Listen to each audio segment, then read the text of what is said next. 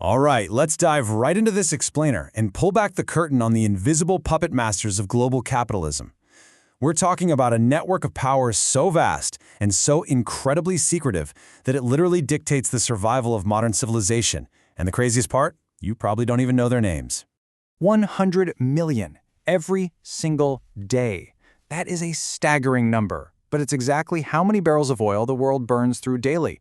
And that's alongside mountains of copper and just endless rivers of grain, all just to keep the lights on and humanity fed. But think about it for a second. When gas prices absolutely skyrocket, or your grocery bill doubles overnight, who is actually turning the dials? Who decides what you pay for global survival? You probably think it's Wall Street, right? You know, a bunch of guys in fancy suits shouting over stock tickers in New York. Or maybe you point the finger at politicians in Washington. I mean, it's pretty easy to blame lawmakers when inflation starts hitting your wallet. Or, hey, perhaps you assume the central banks and interest rates are dictating the global board. Well, if you guessed any of those, you'd be dead wrong. Part 1. The Invisible Middlemen. The trillion-dollar shadow network. The true power actually lies with these financial mercenaries who move literal trillions in physical goods. Glencore, Vitol, Trafigura, Gunvor. Haven't heard of them? Yeah, that is entirely by design. They don't own the public brands, and they rarely even mine the earth themselves. They operate purely in the shadows as the ultimate middlemen. Part 2. The Secret City. Zug, Switzerland. If you really want to find them, you got to look right past global financial hubs like New York or London. Look to this quiet, picturesque lakeside city in Switzerland called Zug. Because they are privately held there, they are completely shielded by impenetrable Swiss laws. No SEC filings, no quarterly earnings calls to deal with, just decades of dominating a totally unregulated, incredibly lucrative gray zone. And the difference in how they operate is pretty wild. A normal supply chain is simple, boring even. A stable country mines some copper and a tech company buys it. But the shadow chain, it thrives in the dark. A civil war breaks out or heavy sanctions hit. That's when these Swiss traders step in, buy dirt cheap from the war zone, wash the resources through secret ports, and then quietly flip them to massive multinational corporations. And listen, they aren't just sitting behind desks pushing buttons on screens. They are running a ground-level intelligence network that the CIA genuinely envies. We're talking massive ocean tanker fleets, private ports, deep-water storage facilities. They know exactly which mine is running dry and exactly how to hide a giant cargo ship from global customs regulators. Part 3. Arbitraging global chaos. Profiting when the world breaks. This right here is their ultimate cheat code for printing money, arbitrage. Now, the academic definition sounds super dry, buying cheap and selling high where supply is choked, but on the street level, it means buying cheap in a panicked, blood-soaked war zone and selling high to a desperate, starving global market.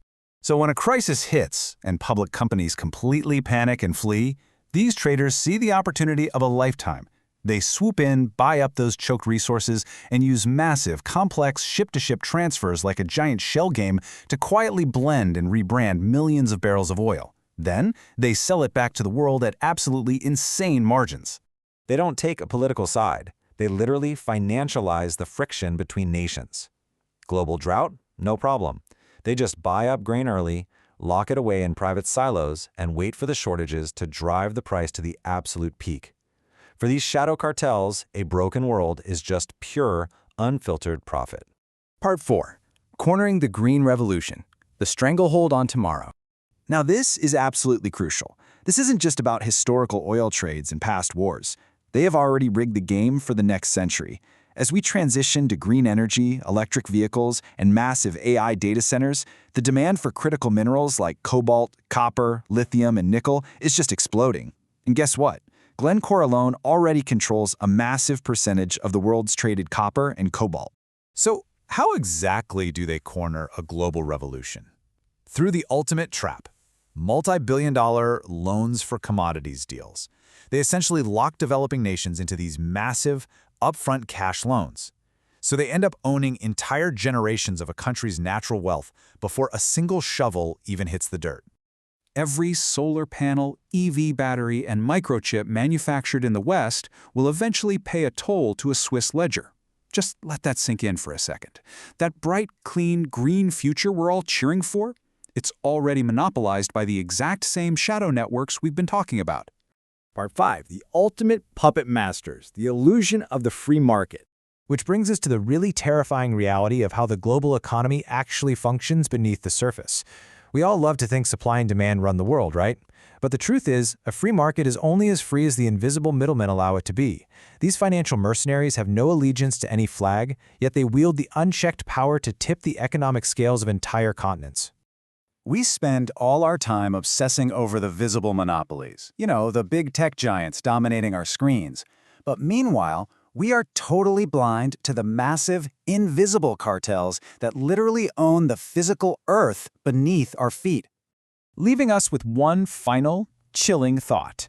The true rulers of our collective future operate in total darkness, and the ledgers they write on are designed to never, ever be read. So, the next time prices surge and the world starts panics, you have to ask yourself, are you playing the market, or is the market playing you? Thanks for joining me on this explainer, and keep questioning what's beneath the surface.